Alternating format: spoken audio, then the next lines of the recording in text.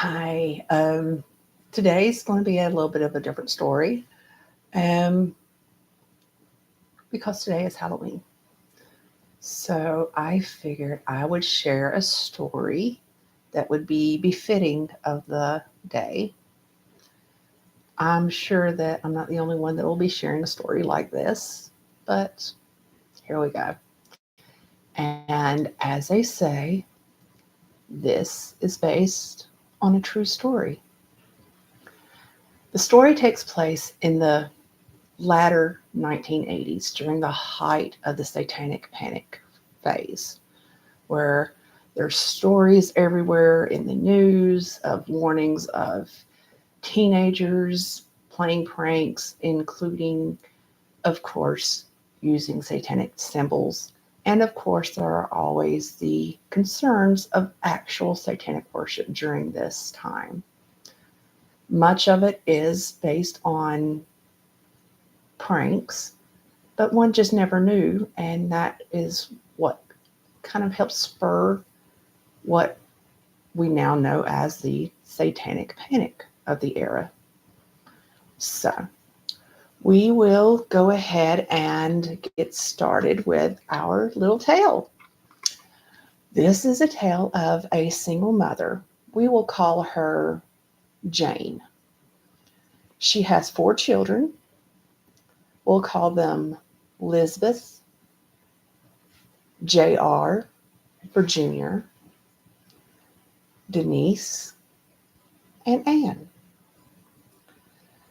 Her kids were fairly close in age together, but of course, with them being 4, the oldest being just newly turned 13, and the youngest being 7, and the ages being spread throughout the middle, they had all began to get a little cramped in the one bedroom that they shared whenever their parents lived in the second bedroom of a home. Well, like I said, this is about a single mother. So Jane had decided that she wanted to spread her wings a little. So she left her husband and took the 4 kids with her, as is common, especially back in the 80s. Um, Usually, family court decided that unless a mother was considered to be completely unfit, custody usually went to the mother and visitation to the father, which is that's how this story was. So the mother searched for various kinds of housing, and being a single mother on a low income, of course, finances were tight. Hold on just a second. Let me shut the door.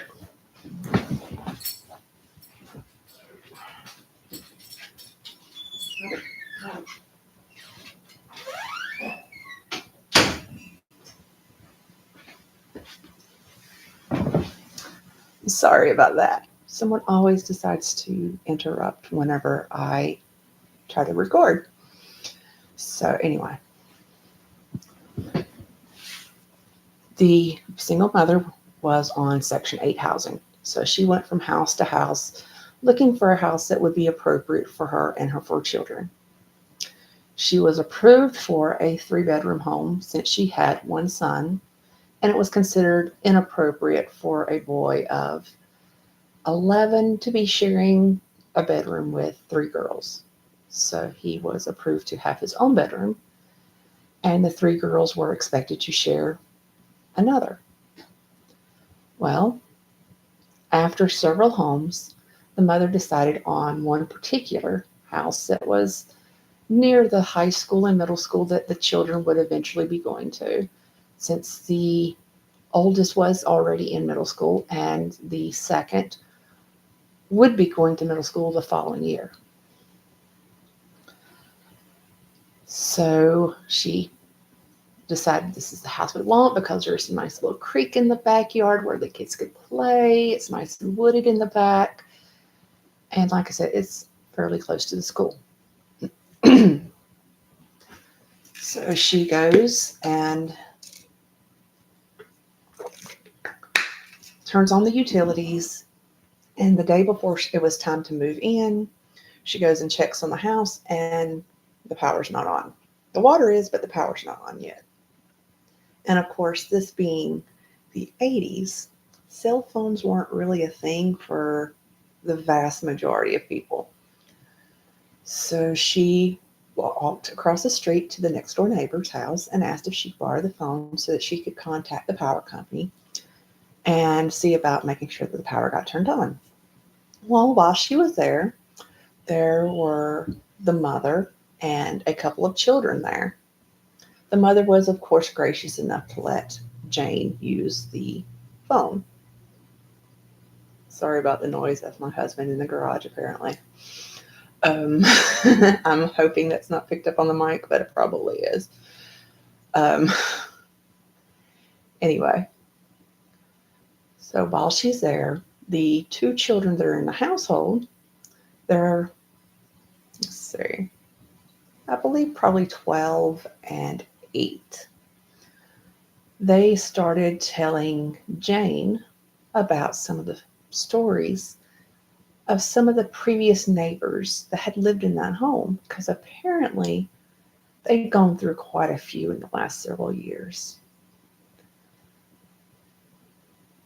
Most didn't seem to stay longer than a couple of months, but no one had stayed longer than 6. The children, of course, had their own suspicions and shared them with Jane. They told Jane that they believed that, according to all of the other neighborhood children, that one of the teenagers who had lived there several years ago had actually been a member of a satanic cult, and she worshipped Satan in her home. Of course, with this being the height of Satanic Panic, Jane rolled her eyes as the mother tried to tell their children to calm down and not try to scare their new neighbor.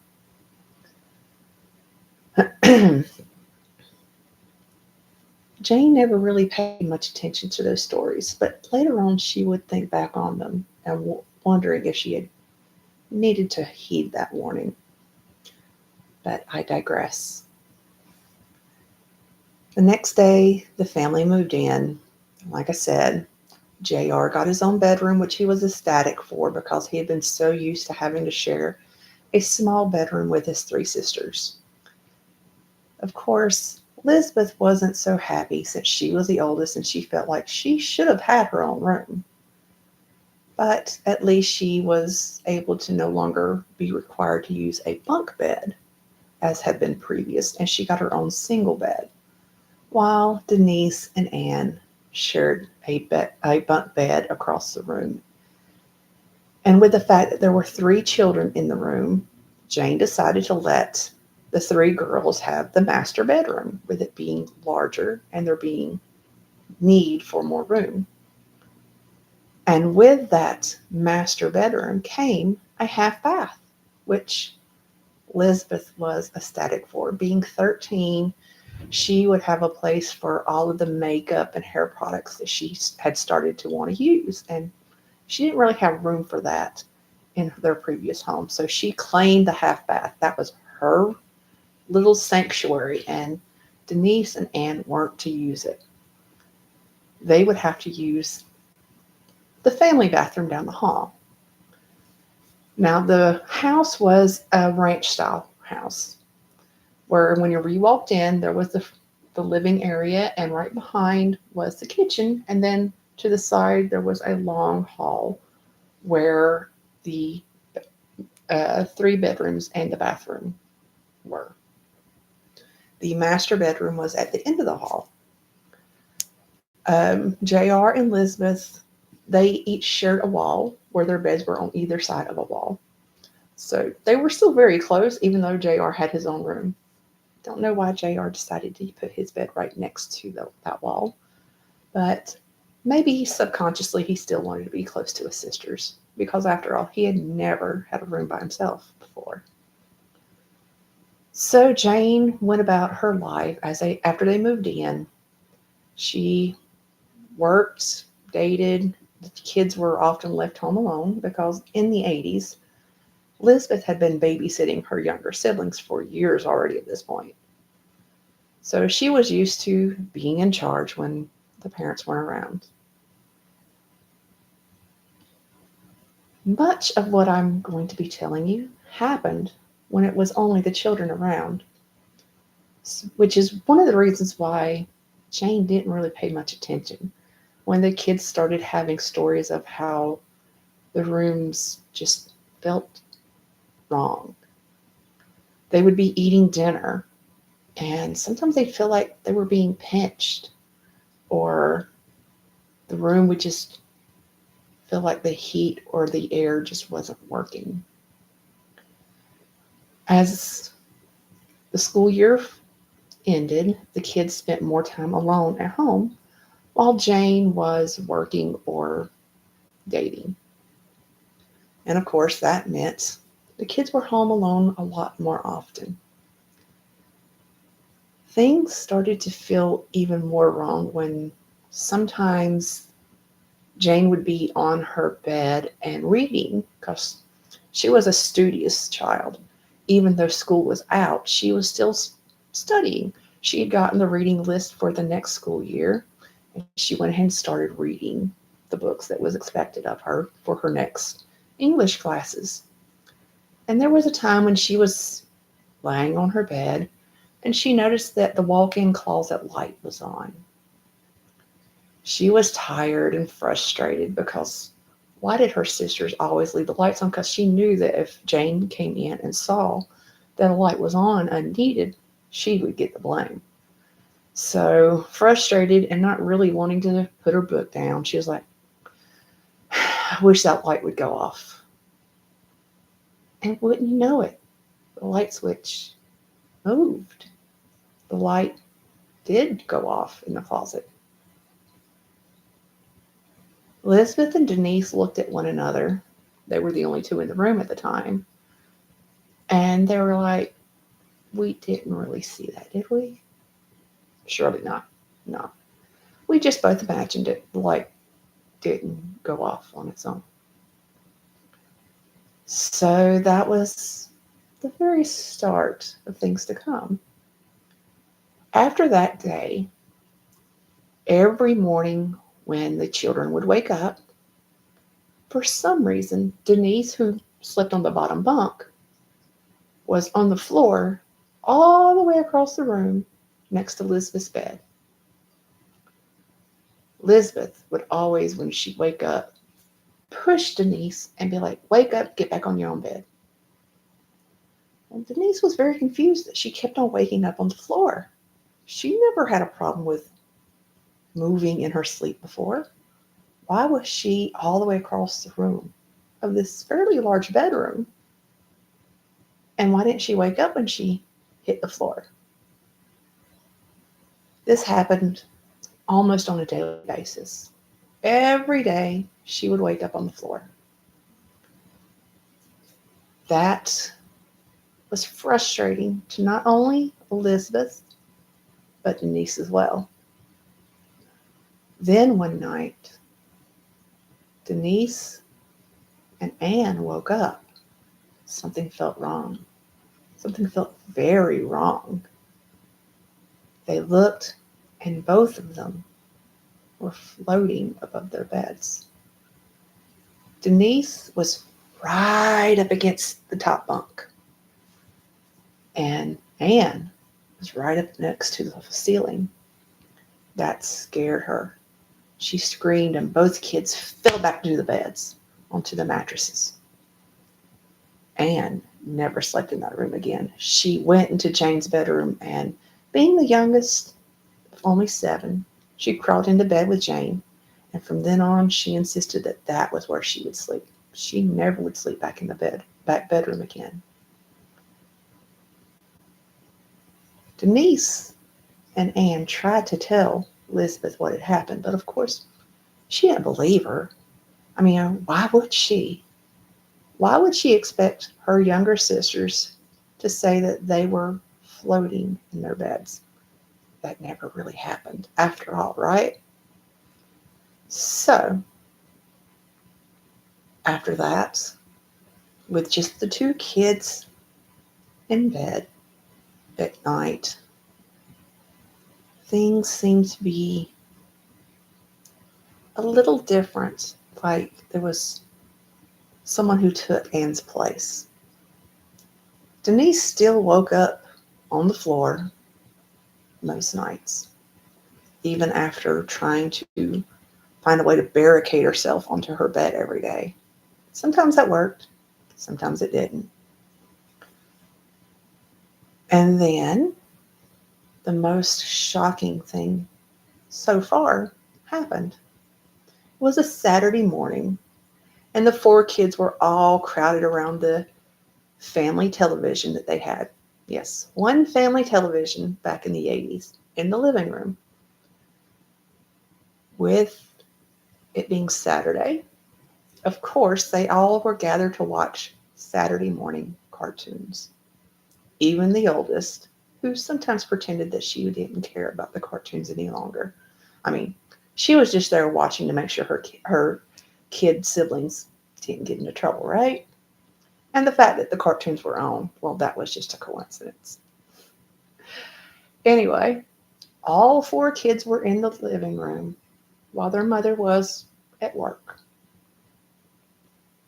And while they're watching cartoons, they start hearing a popping sound coming from JR's room. Pop, pop, a pop. And they looked at one another trying to figure out, what is that sound? And finally they realized, that's JR's BB gun.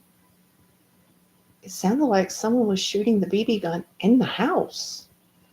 They ran down the long hallway, and JR went into his room and saw that indeed his BB gun was shooting at a little target area that he had set up that he would take into the backyard whenever he would shoot, but whenever it wasn't being used, he had it in his bedroom. The BB gun had fired at the target. There were little BBs in the target. So JR had ran into the bedroom, and suddenly he was just flipped across the room. It was like somebody had just threw him up against a wall. Now Elizabeth, seeing this with her brother that she's responsible for, she tried to get into the room, but it was like, even though the door was wide open, it was like there was a barrier. She couldn't walk past that door. While JR was flown again to the next side of the room. And then again to the other side of the room. And after about the fourth or fifth time, finally, he was on the floor and he didn't move anymore. He was stunned. Slowly, he kind of rubbed his head, checked himself for any injuries, looked around, and he looked at his sister in his eyes, and they were just both horrified. And of course, the two younger sisters were behind Elizabeth, and they were like, what happened? And then Denise and Anne were like, is that what was going to happen to us? When they woke up and found themselves floating above their beds, were they going to be thrown out of their beds? And of course, Denise, not saying anything, wondered if that was the reason why she constantly was on the floor at night. Had something thrown her out of bed. So JR, he gets up timidly, but still trying to act like a tough boy, because he is the man of the house after all. Picks up his BB gun, empties it out, making sure there's no more BBs in there. And then they go back into the living room, trying not to say anything about what just happened. After all, if they didn't say anything, did it really happen? Whenever Jane came home, they tried to broach the subject of, sometimes weird things happen in this house, Mom. And of course, Jane, she rolled her eyes, but tried to pretend like she was listening. And be like, look, I know that the four of you are still adjusting to not having Dad in the house. Because, of course, Kids of divorced children were known to make up stories, weren't they? I mean, they were looking for attention. That was all. And she was too tired to really pay attention. She had worked a long shift at a factory nearby that worked hard, and it was such exhausting hours. She really didn't have time to put in the energy to think about the kids making up stories. After all, they were still just adjusting to their new home. So things continued on a path where only when Jane was either asleep or wasn't home, the kids seemed to have something trying to scare them. They'd be down at the creek playing, and suddenly there'd be a splash, and then wet footsteps would show up on a rock. Or whenever they got a new dog for the family to, you know, mom wanted to try to make it where the kids had something else to think about other than the parents splitting. Maybe that would stop the stories. The dog would start growling at random things, like it saw something and would whimper, or would go to where it had put a treat, and suddenly the treat wasn't there. So the dog would bark because surely that treat had been there. Everybody saw the treat being put into the chair, but the treat wasn't there any longer. Yes, things just, it didn't seem dangerous. It was more frightening for the kids. Until one night, it did get a little bit more dangerous. Denise woke up in the middle of the night, and she needed to use the restroom. And again, there was a half bath in the bedroom, but that was Elizabeth's. Elizabeth did not want anyone to go into her sanctuary. So even though it would be a lot simpler and a lot easier, and Elizabeth wouldn't know, would she? No, she would probably wake up, and Denise didn't really want to worry about hearing her sister complain about how that was her space. So Denise got up and she started going down the long hall down towards the end where both the bathroom and the kitchen were at. And as she started going down the hall, she noticed that it seemed like there was lights down in the kitchen. Not the kitchen light, just a glow. She got closer towards the end of the hall where the bathroom door was at. And as she came into view of the kitchen, she noticed that the drawers for the knives and the utensils, they were all open. And the most frightening part was the utensils were all suspended in midair.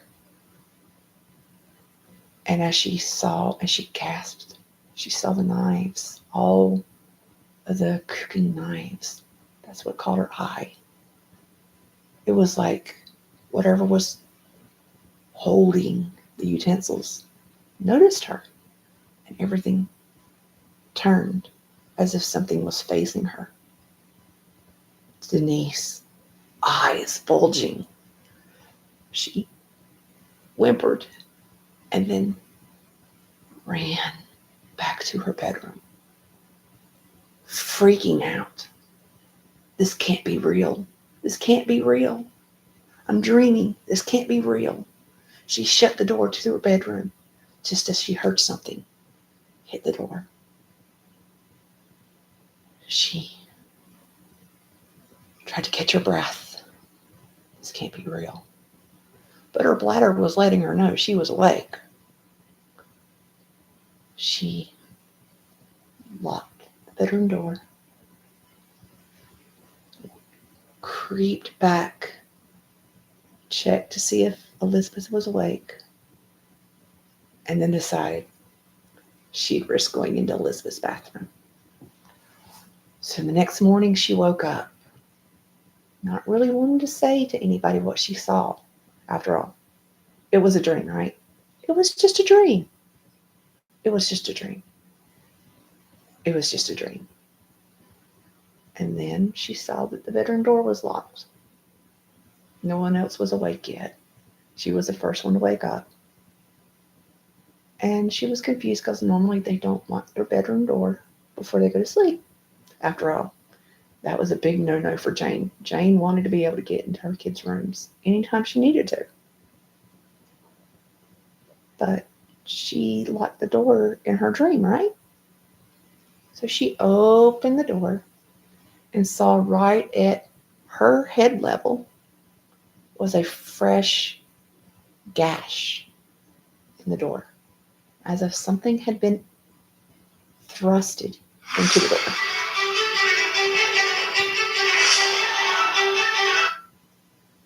Hello?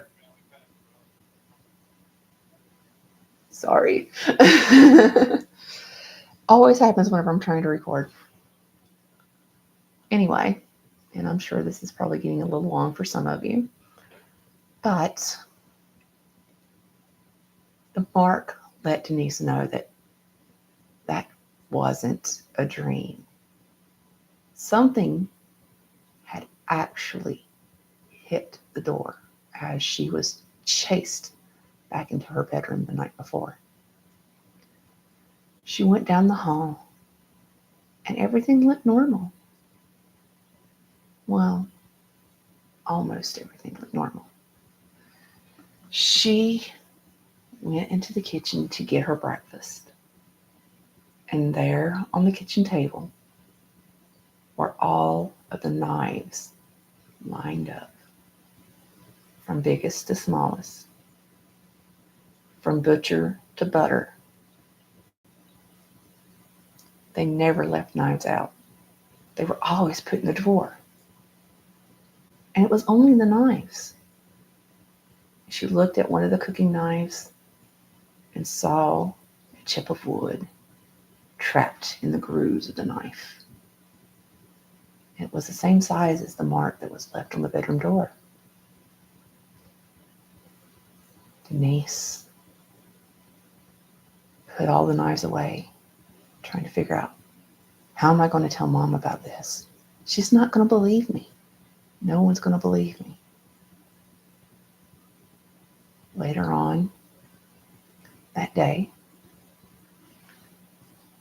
Elizabeth and JR decided that school was going to be starting soon, which meant that they needed to start making room for their school clothes and putting their summer clothes away. And of course, the only place that they had really for storage, something that they never had before, was the crawl space that was up in the attic that you could get to through the master bedroom's walk-in closet, the girls' closet. The same closet that, if you remember, the light did turn off by itself once. But by this time, all of the kids had pretty much forgotten that, because again, surely they had imagined it. So they put all their summer clothes that they were told that they needed to put in storage into bags, and JR and Elizabeth both found a way to crawl up into the attic without a ladder. So they had kind of made themselves a ladder through boxes and stuff to get up onto the top shelf of the bedroom closet. And then they used that to get up into the attic. So they got up there and they started putting bags away and some of the other things that needed to be put in storage that they had yet to do since they moved in. Things that had been put off to a different time. We'll get around to it later. Well, later finally came. And this is something that they were told that they needed to do by Jane before school started. So they get up there and, being curious, they figure, this is a part of the house we haven't explored yet. let's start, see what's up here. Because there looked to be some boxes and things at the top of the closet, and they wondered if there was anything interesting in the boxes. So they both climbed up and they saw that on the other side of the house, there seemed to be things arranged as if on purpose. So they walked along and they crouched down because you couldn't stand up in the attic area. It wasn't really meant for an extra living space. It was just storage. So they crawled around and they crept around, and there were things that didn't look right. There were animal skulls, completely void of any kind of tissue. They were just animal skulls. And next to the skulls, there was a board. And on that board, there was blood, possibly, most likely, from these animals. Or at least that's what it looked like. Brownish red stains. It looked as if it had just been flipped onto the board. So there were 3 skulls. One looked to be a ram or sheep, had the horns. One was a goat. And another, it looked to be a cat. And the kids, they were like, what is this? The skulls were arranged in front of the board. And they're like, this is creepy. So they finished their work, putting all the things away, and they're like, we need to show this to Mom. So later that night, after dinner, Elizabeth and JR brought the board down from the attic. It was large. It required 2 of them to carry it. It wasn't small. It was a good 3 feet. It could barely come out of the crawl space. It had to be kind of wedged so that from corner to corner to go down. It couldn't go in sideways. It had to be diagonal to go down into the exit of the crawl space down into the walk-in closet. So the kids, they're both there carrying it, and they're like, Mom, when we were cleaning up today, we found this upstairs in the attic along with some animal skulls. And Jane, for the first time, really taking notice of what her kids were saying, because again, they had been telling her for months that there was something weird about this house. Now she sees this humongous board that had to be a Ouija board? Surely not. Nobody uses Ouija boards. Not really. Not. And if they did, they were like the little kitty ones that you saw being sold at Toys R Us. But this one looked to be made custom. And she saw the stains and the designs. There were all sorts of designs that she couldn't really place. Were they things that she had seen on the news? She went and she touched the board to take it from her kids, and she pulled her hand back. This was wrong. This was very wrong. So she tried to get on the phone with her pastor, but again, this is long before the days of cell phones, so nobody picked up. And Jane was like, I don't know what this is, but we're getting rid of it. So she told JR that she and he were going to just take off walking. And they went down walking down the road, and they found a large area of woods. No house, just woods. And they tossed the board as far as they could into the woods. And they went back. And again, they tried the preacher's phone. No answer. So Jane was like, that thing, she could just feel the evil radiating off of it. She's like, this has to be the source of all these stories that my kids have been telling me. So she was like, we have to bless this house. And if we can't get a hold of a preacher, we're going to have to do it ourselves, because we have to take care of this evil that has been in this house. So all 5 of them got out their Bibles from church, and they randomly just opened them up to random spots. And they prayed.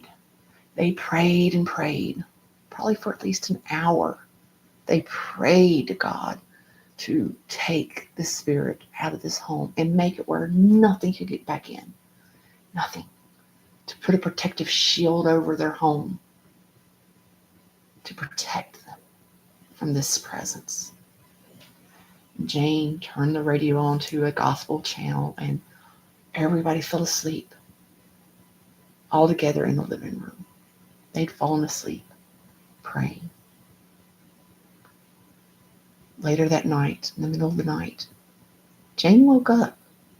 She heard a banging on the kitchen back door. She woke up and she looked around. She saw all of her kids. So it wasn't her kids. She saw where all of her kids were at. And that she heard the screen door at the back door just banging. So she got up and she was like, it's the wind. It's got to be the wind. So she looks out and she doesn't really see anything. And she's like, it's just the wind. I'll go back to sleep. She gets ready to go back to where she'd been sleeping on her recliner. And the door starts banging again, just making a horrible racket. She couldn't understand why the kids weren't waking up from this racket. She looks back outside and she doesn't see anything. She's like, the breeze didn't seem to be moving the trees outside. But surely it's just the wind. It's just the wind. So for the 3rd time, as she wakes up, or she tries to go over to her recliner, she starts hearing the door banging again. So she was like, oh God, what is going on? Maybe it's a neighborhood cat or a dog outside. So she goes to open up the door, because she's going to be like, she figured that if it's an animal, she will scare it away. And as she puts her hand on the kitchen door to open it, she heard audible sound. Jane, don't you dare open that door. Did she really hear that? The door's still banging. But now she's afraid to touch the door knob. She heard her name. So instead she flicks open the light to the outside door and looks outside to the back door and is shocked. There, at the back door, was the board that she and JR had thrown into the woods. It was there, at the back door. And it was like, there was light, but it was supposed to be a new moon, so there wasn't supposed to be any moonlight. But there was a light that seemed to be coming on or off of the board. At this time, she was like, okay, this is weird. This is the first time she'd seen anything that she could not explain in this house. The kids had told her for months things that they couldn't explain what's going on, but again, she had thought that was just their imagination. But now, she knew she and JR had tossed that board over a mile away. How was it at her back door? So once more, she gets on the phone. And with it being 3 a.m., the preacher's home. She wakes him up. And she just lets this whole story just spill out of her about how the kids have been telling her weird things have been going on in this house for months. And she didn't really believe them. But today she came home and they showed her this board, and that she had told them of how there had been skulls up in the attic around this board, and how there was this stain on it that looked like blood. And now she was wondering, because now the board was at her back door. And whenever she went to open up the door, she heard her name. She heard her own name telling her, "Don't you dare open that door." And the preacher was like, "Jane, did you open the door?" And Jane was like, "No, I was too scared to after I heard that." And the preacher was like, "Good, because you had prayed for God to put a protective shield over your home." And he did. And that spirit, or those spirits, however many there were, they couldn't come back in unless you invited them back in. If you had opened that door, that would have been their invitation.